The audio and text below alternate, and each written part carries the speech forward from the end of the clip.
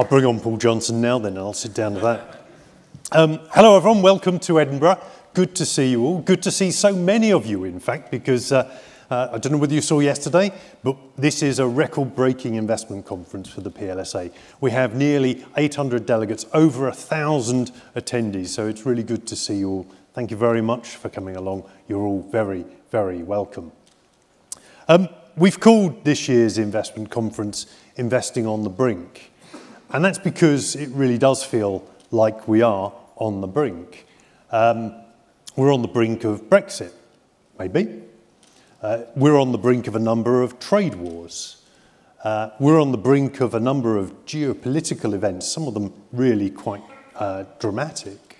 And here in the UK, it feels like we're on the brink of some seismic changes in the tectonic plates of UK politics.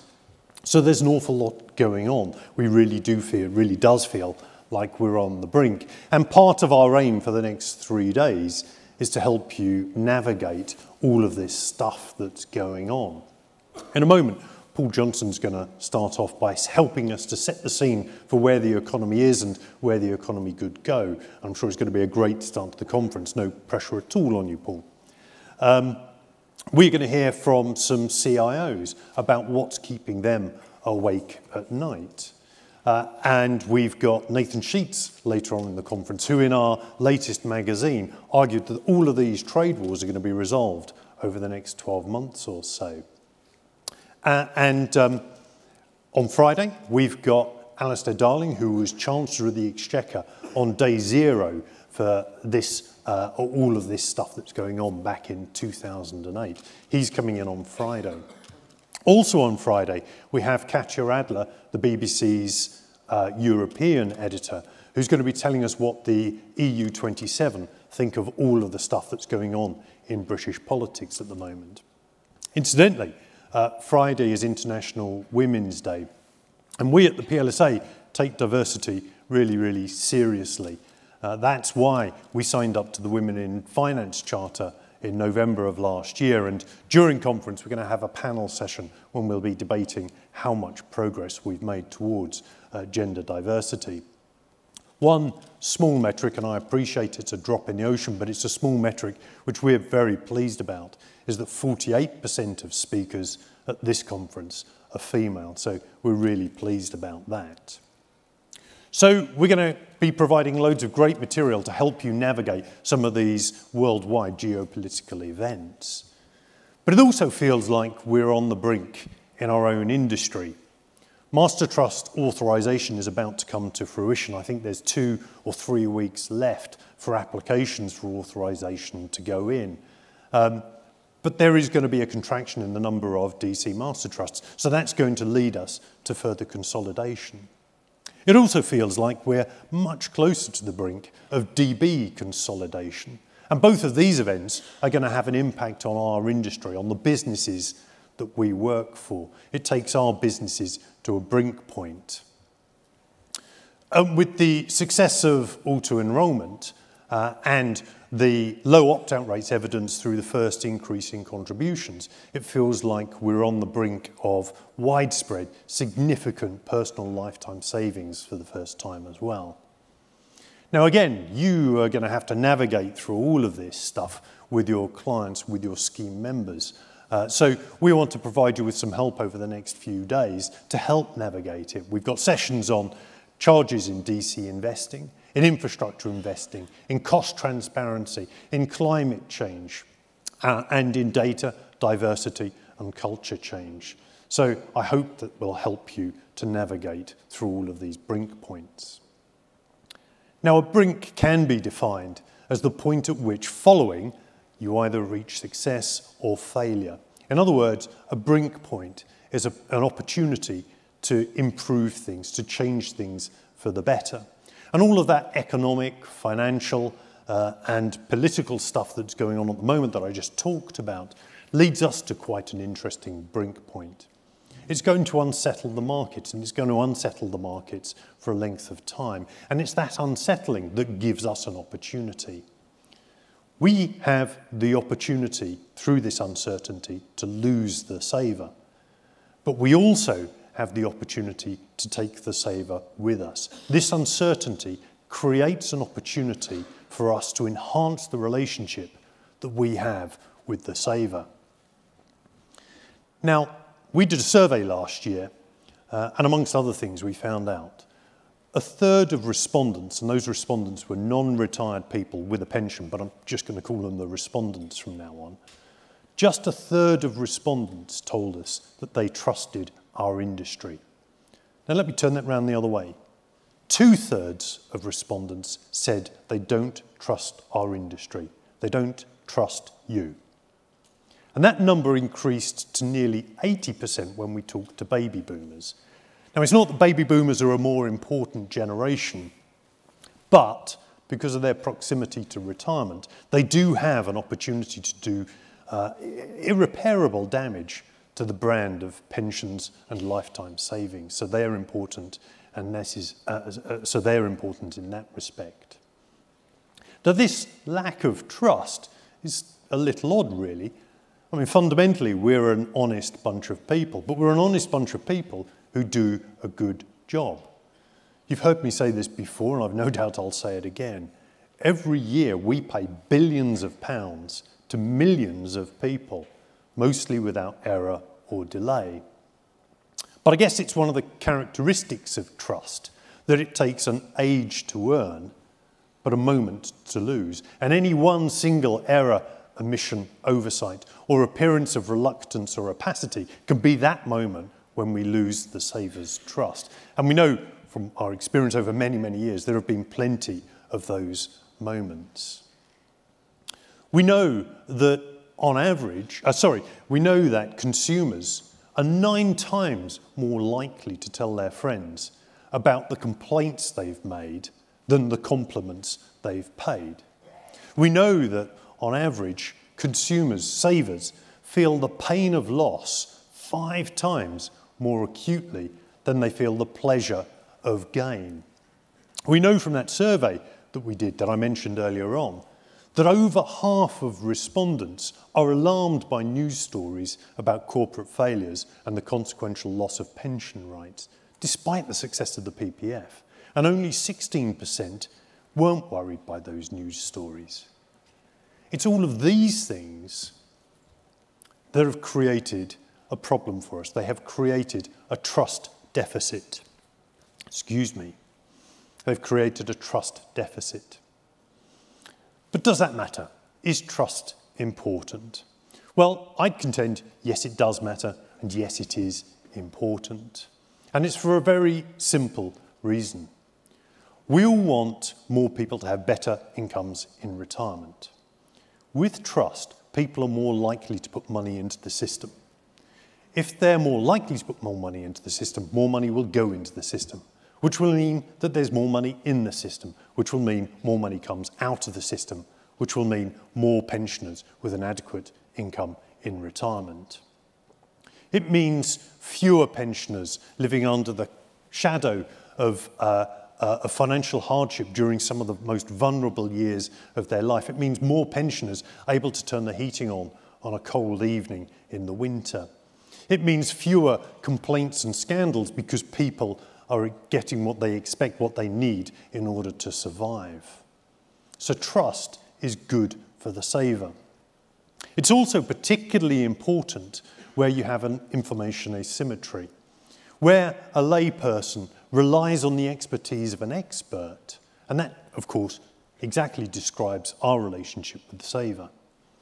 So trust is good for the saver. It's vital for the saver. But it's also good for their employers. If we have more people with an adequate income in retirement, it means employers can better manage their workforces. So trust is good for the employer.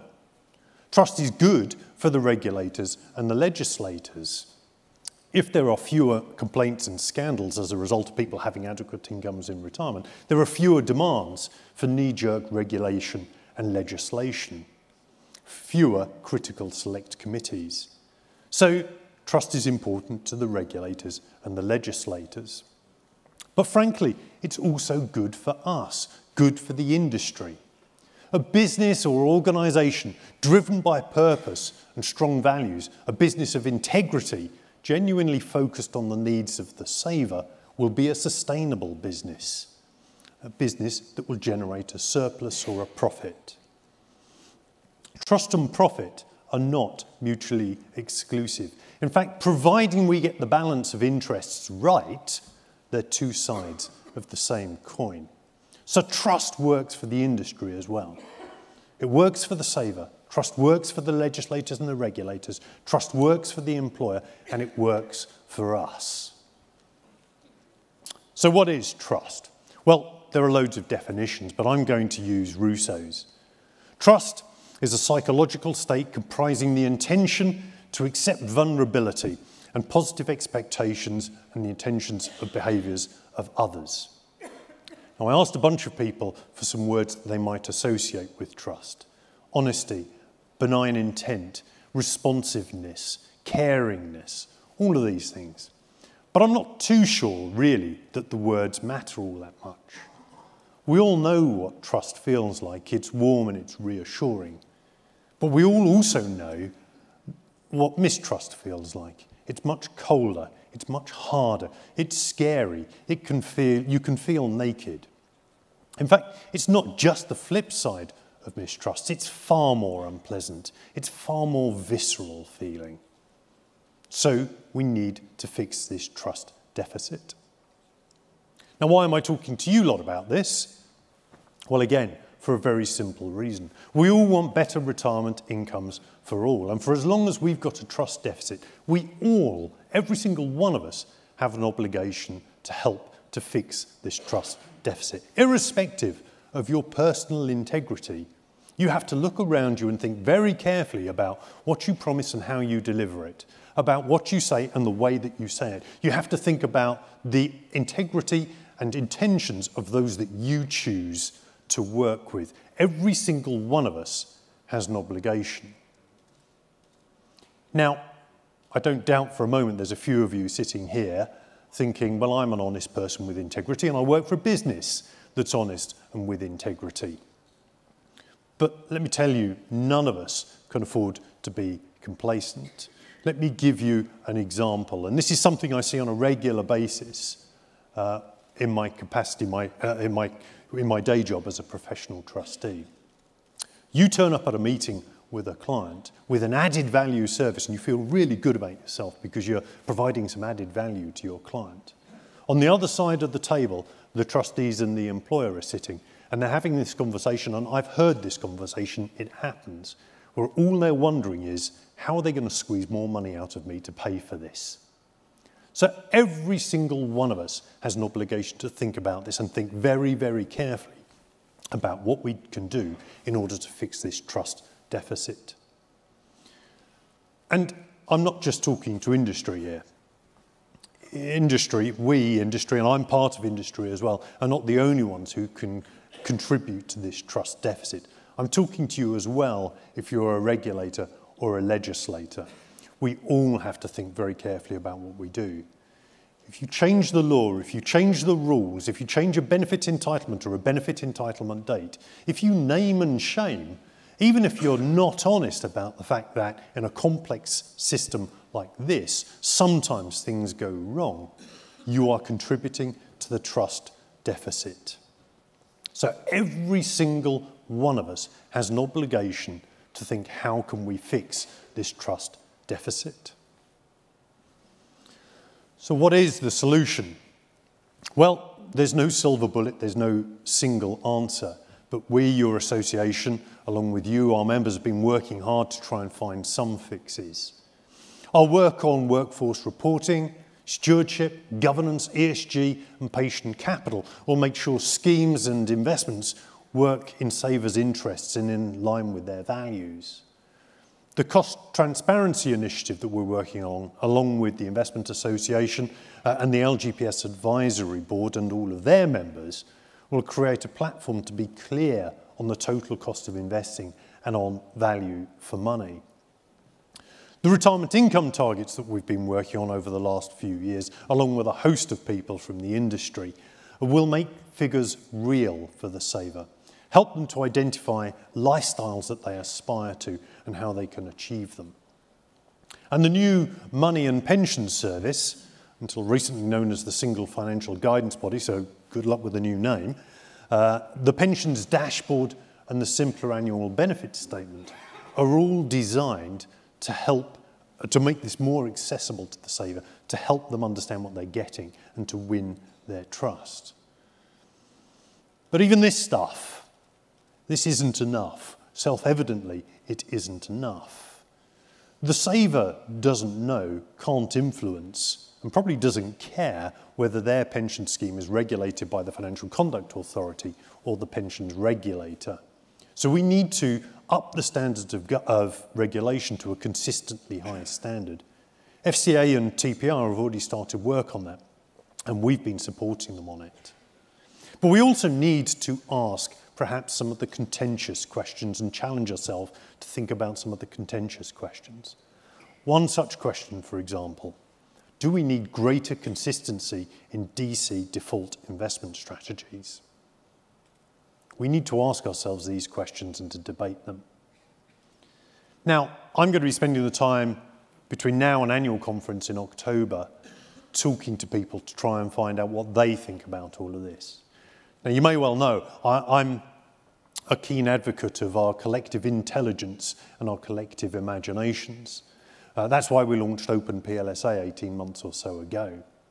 And I want to use that, Open PLSA, to have a conversation with as many members as I can. I want to find out from you whether you agree that trust is important. Your ideas for how we can build trust, and perhaps even more importantly, your ideas for how we can avoid losing the trust of the members. I'd love for you to get involved. You can email me at openplsa@plsa.co.uk. And then what I'll do is I'll bring the best ideas back to annual conference in October and share those with you. So please get involved. Good retirement incomes for all is not a given. There are a lot of things that have to work for good retirement incomes for all to be a given. Trust is just one of those. But we know we have a problem. We know we have a trust deficit. The evidence tells us we have a trust deficit. And we know we have a chance right now at this brink point to fix it. We know that trust is important to the saver and to the rest of us. We know what trust is, and we know whose responsibility it is to fix it. It's yours, it's mine, it's ours. All we don't know in its entirety right now is how we go about fixing it. I need your help to help us find a way through that. We have a chance to tip over this brink point and to leave ourselves in a much better place. Please, let's not let it pass us by. Okay. Thank you everyone for listening to me witter on. Well, thank you.